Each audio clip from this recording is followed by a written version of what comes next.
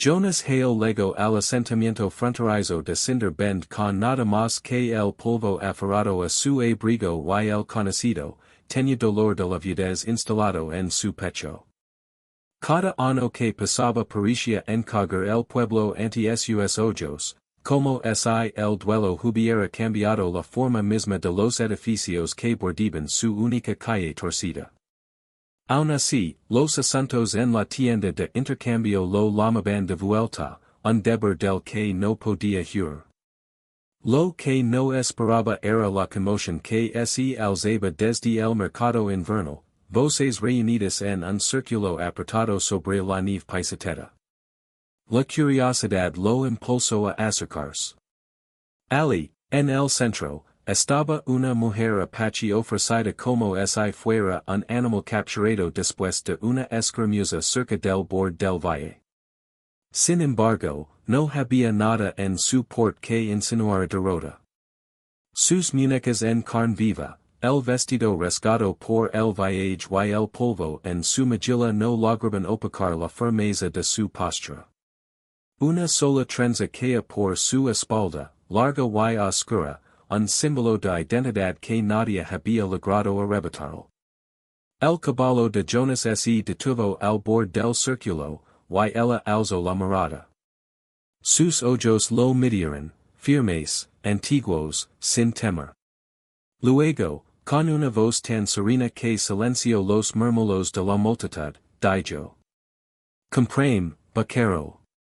Las palabras no contenían desesperación. Eran una apuesta tranquila, una elección deliberada arrojada a manos inciertas. Jonas sintió que algo se movía bajo sus costillas, como si el viejo dolor hiciera espacio para una responsabilidad que aún no comprendía. Contra la lógica y la reputación, pagó por su libertad. Un escándalo silencioso creció mientras la lavaba a casa.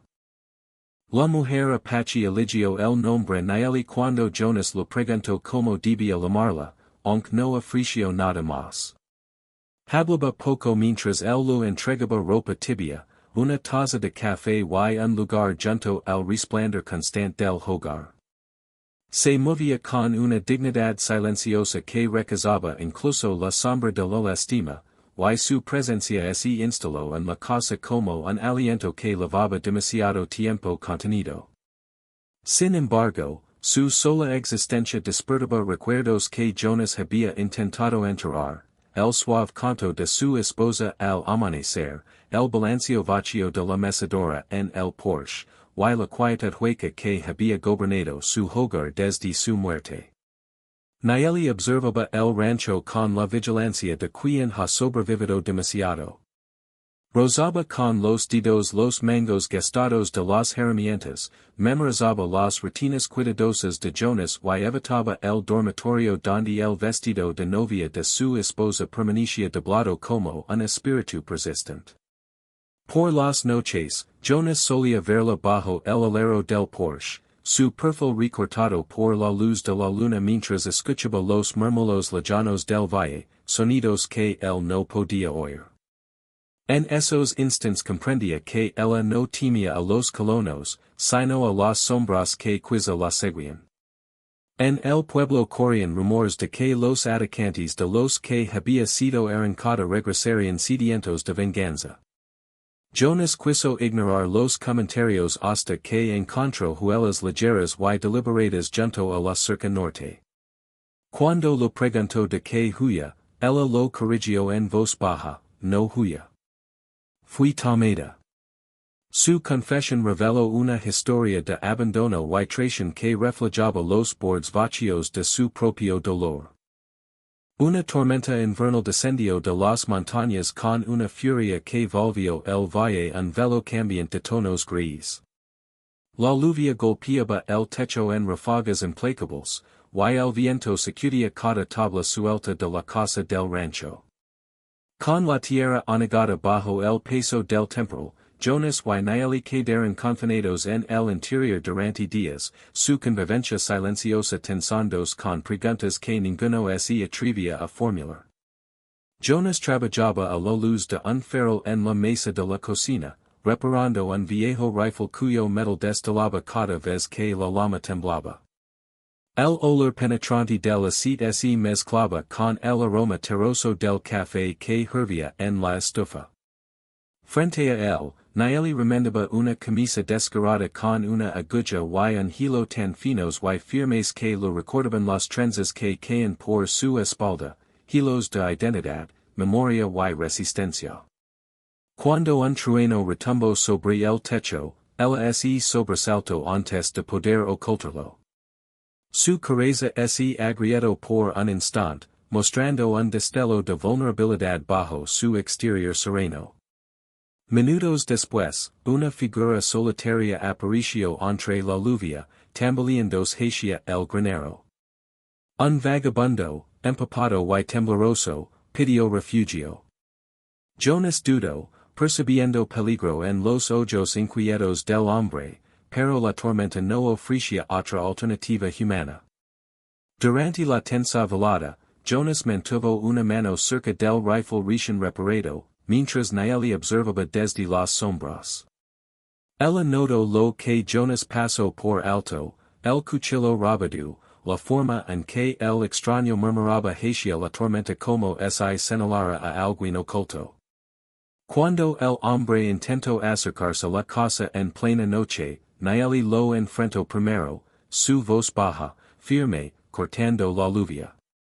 Jonas comprendió entonces que ella lo había protegido sin dudar.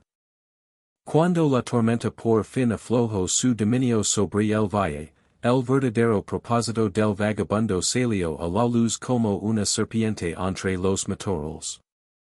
Con una sonrisa descuidada, confesó que venía buscando noticias de la mujer apache comprada por el viudo. Su lengua resbaló aún más, insinuando que otros estaban en camino, hombres que creían que Jonas había tomado algo valioso, hombres que pretendían recuperarla como propiedad. La paciencia de Jonas se tensó hasta volverse filo. Lo eco de sus tierras con una voz firme, fría como madera en invierno. Pero la información obtenida se lo adhirió como humo. El peligro no provenía del pueblo de Nayeli, sino de saqueadores oportunistas que veían ganancias en su sufrimiento. Dentro de la casa silenciosa, el aire se volvió espeso con una tensión que ninguno sabía nombrar. Para Jonas, la responsabilidad que sentía se transformó en algo más personal, un deseo constante de verla a salvo, no por culpa, sino nacido de un respeto profundo y calado. Nayeli, por su parte, batallaba con su propio desasosiego. El hogar de Jonas, la mecedora vacía, el vestido de novia intacto, guardaba una tristeza tan densa que podía sentirla como una corriente fría bajo cada puerta.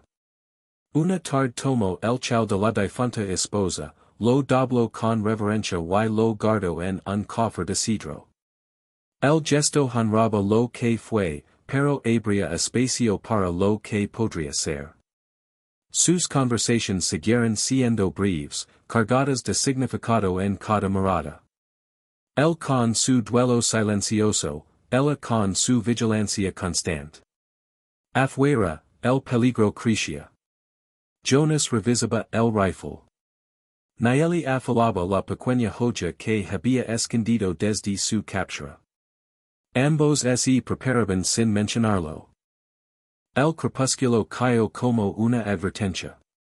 El horizonte, que normalmente se tenía de lavanda y oro apagado, ahora parpadeaba con un brillo antinatural, llamas que se retorcían y temblaban como si la tierra misma comenzara a arder. Jonas fue el primero en notar la luz, de pie en el porche con una soga en las manos. Quedó inmóvil, la cuerda cayendo a sus pies. Nayeli salió segundos después, entrecerrando los ojos mientras las antorchas a lo lejos se multiplicaban. Los merodeadores habían llegado, tal como el vagabundo había prometido. Pero estar preparados no alivió la presión helada que se apretaba en el pecho de Jonas.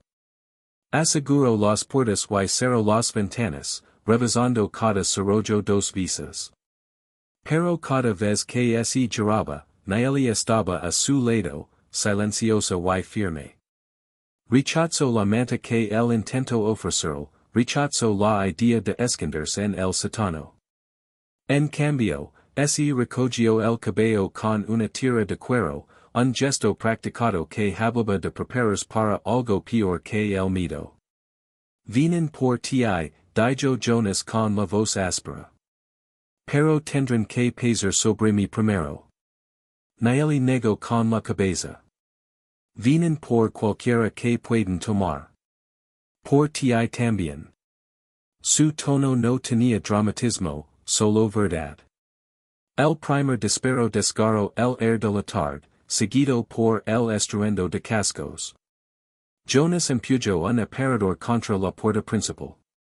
Otro disparo abrió astillas del marco. La casa tembló bajo el ataque. Jonas levantó su rifle, la mandíbula tensa. Quédate agachada, ordenó. Pero Nayeli no obedeció. Se deslizó hacia la parte trasera de la casa, moviéndose con la precisión silenciosa de un felino cazador.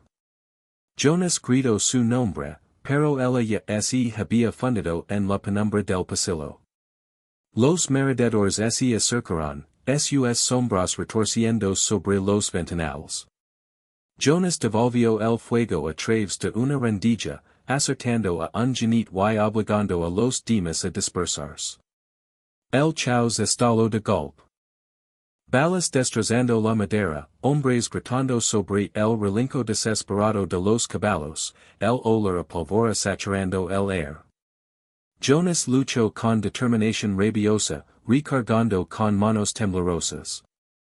El sonido de pasos detrás de él lo hizo girar, rifle alzado, solo para encontrar a Nayeli regresando, una pequeña joya brillando en su mano y una mancha de holland en la mejilla. Hay tres en el granero, susurró. Planean rodarte. Jonas la miró atenido, no solo por lo que sabía, sino porque había corrido hacia el peligro para descubrirlo. Un instante después, el granero se incendió con un estallido violento de luz anaranjada.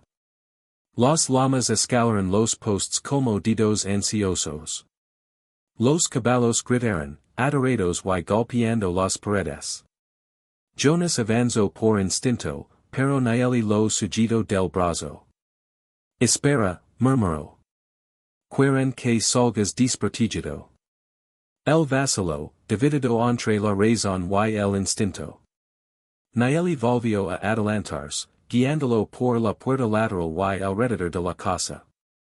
El humo volvió borrosa la noche, convirtiéndolo todo en sombras y brasas. Guiado por sus ojos atentos y su conocimiento de la tierra, Jonas la siguió mientras lo lavaba a través del caos. Un disparo destelló desde detrás de un carro volcado.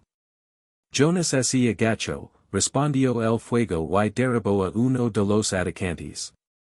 Apenas tuvo tiempo de respirar antes de que otro hombre se abalanzara sobre él, joya en alto. Jonas levantó el rifle para bloquearlo, pero la fuerza lo hizo caer, golpeando el suelo lleno de barro. El atacante gruñó, empujando la joya hacia abajo, centímetro a centímetro. Entonces Nayeli atacó. Luego desde un costado, silenciosa como el viento, arrollando sobre el hombre con una fiereza que sorprendió a ambos. Su arma encontró su objetivo. El atacante cayó, ojos abiertos, respiración quebrada. Nayeli quedó sobre él, el pecho agitado, su trenza suelta sobre el hombro. Jonas se levantó tambaleándose. Tú me salvaste. Antes de que pudiera terminar, otro disparo sonó. El último merodíder perdiéndose en la noche iluminada por las llamas, abandonando la peli. El mundo quedó en silencio salvo por el granero ardiendo. Las llamas devoraban la estructura. Jonas corrió hacia él, abriendo las puertas para liberar a los caballos adorados. El humo lo quemaba los ojos mientras retrocedía tambaleante. Entonces, finalmente, el cielo se abrió. La lluvia cayó en cortinas pesadas, silbando al golpear los restos humeantes. El fuego cedió y colapsó. Jonas se apoyó en un post chamuscado, respirando con dificultad. Nayeli apareció a su lado, empapada en lluvia y ceniza. Parecía talada de humo y determinación. Jonas tomó sus manos sin pensa. Temblaban, las suyas más que las de ella. Nayeli, dijo, la voz temblorosa. Eres libre aquí. No porque te compare. Porque me salvaste. Una y otra vez, cuando yo, su voz se quebró. No merezco eso. Ella sostuvo su mirada. Tú me diste dignidad cuando el mundo quería negármela, respondió con suavidad. La lluvia resbaló por su rostro, mezclándose con el jalen. Eso vale algo. Por un instante permanecieron allí, con el granero destruido detrás, la noche calmándose alrededor de ellos. Algo frágil pero real se formó entre ambos, un vínculo nacido no de obligación, sino de elección. Jonas rozó una mancha de ceniza en su mejilla. Nayeli no se apartó. En ese momento tembloroso, ambos entendieron lo que habían evitado, ya no eran extraños. Eran aliados. Eran protectors. Eran algo indefinido pero verdaderamente suyo. Y mientras la tormenta se disipaba, el fuego entre ellos, aquel que no tenía nada que ver con madera ardiendo, finalmente comenzó a encenderse. La mañana legó en silencio, como si temiera perturbar la tierra que había sobrevivido la noche anterior. El valle se extendía lavado por la tormenta, el aire tan fresco que Jonas veía su aliento mientras caminaba afuera. Humo se elevaba perezoso desde las costillas derrumbadas del granero, ascendiendo como un suspiro final. Todo alrededor parecía frágil, pero vivo, un lugar al borde del desastre que aún así elegía mantenerse en pie. Nayeli salió de la casa con el cabello humido, el rostro sereno aunque sus ojos mostraban el cansancio de la batalla. Se detuvo junto a Jonas, observando las ruinas sin pestañear. La lluvia había ablandado la tierra, sus botas se hundían suavemente con cada paso. Voy tras el último, dijo Jonas sin girarse. No levantó la voz. No hacía falta. Nayeli asintió. Voy contigo. No hubo duda. No hubo preguntas. Solo certeza. Jonas ensiló dos caballos, revisando sus cascos y riendas con meticulosa calma. Sus manos trabajaban con precisión, pero por dentro sus pensamientos giraban como agua de deshilo. No salía por venganza, ni siquiera por justicia en el sentido habitual. Algo más profundo lo empujaba, algo ligado a las perdidas que llevaba años cargando sin nombre. Necesitaba enfrentar lo que cuidaba de la violencia que había irrumpido en su hogar, mirarla de frente, y cerrar un círculo que llevaba demasiado tiempo abierto. Partieron mientras el sol ascendía sobre las montañas, teniendo el valle de oro pulido. El mundo parecía reducido a lo esencial, tierra mojada, madera humeante, montañas envueltas en neblina. El ritmo de los cascos marcaba un pulso constante, casi meditativo. Nayeli cabalgó detrás de él al principio, pero pronto su caballo alcanzó el paso de Jonas. No habló, pero él sintió su presencia como una mano firme apoyada sobre el torbellino emocional que llevaba dentro. Eran dos personas que habían perdido demasiado, que habían sobrevivido contra la voluntad del mundo. Él la miró de reojo. No tienes que hacer esto. Ella sostuvo su morada. Lo elijo.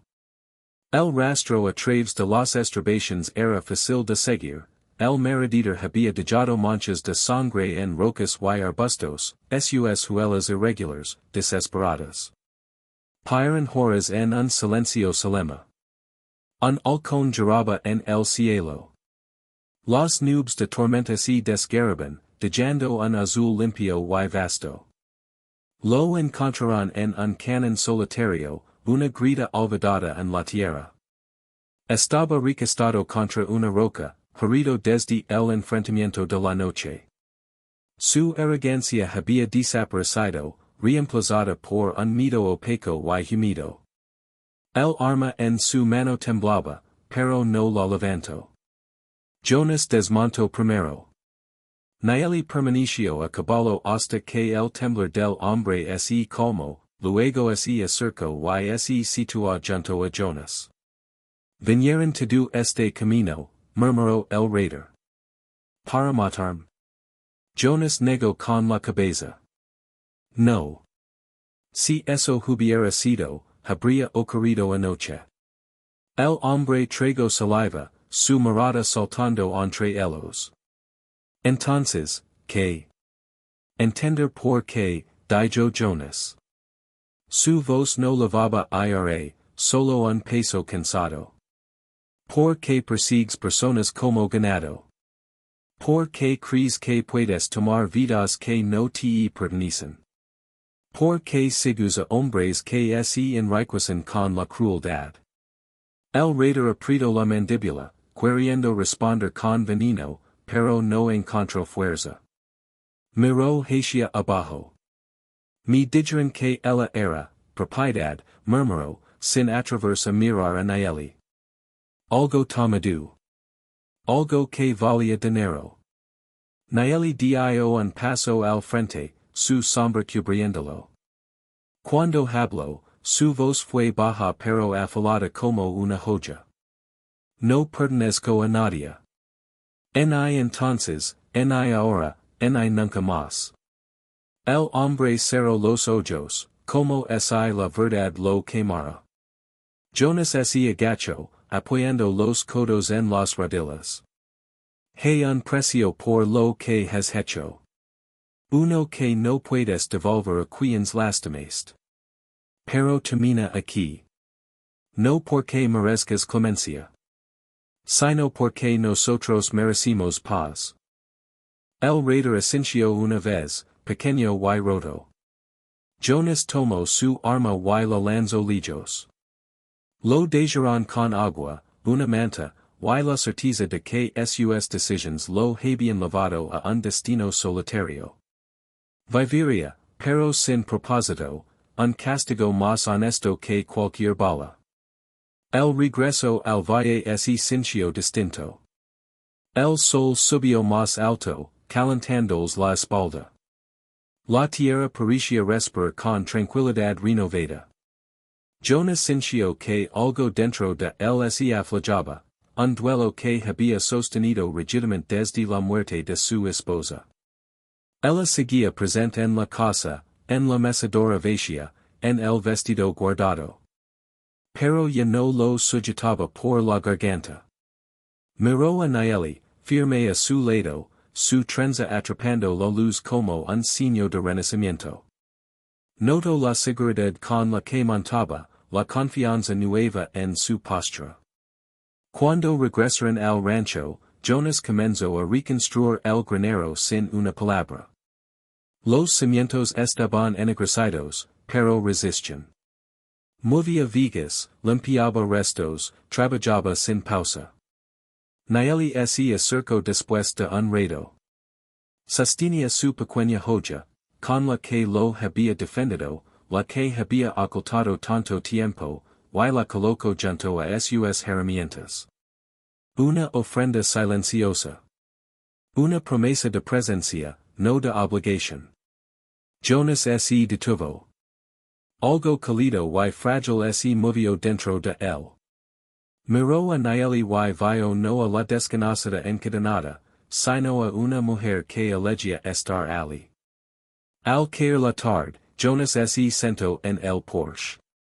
La mecedora crugio suavemente bajo su peso. Por primera vez en años, no es esencia línea de fantasmas. Nayeli aparicio en la puerta, con una sonrisa leve y tranquila. No un reemplazo. No un rescate. Algo ganado. Algo humano. Algo nuevo. El comienzo de un camino compartido, extendiéndose hacia un horizonte que ninguno temía.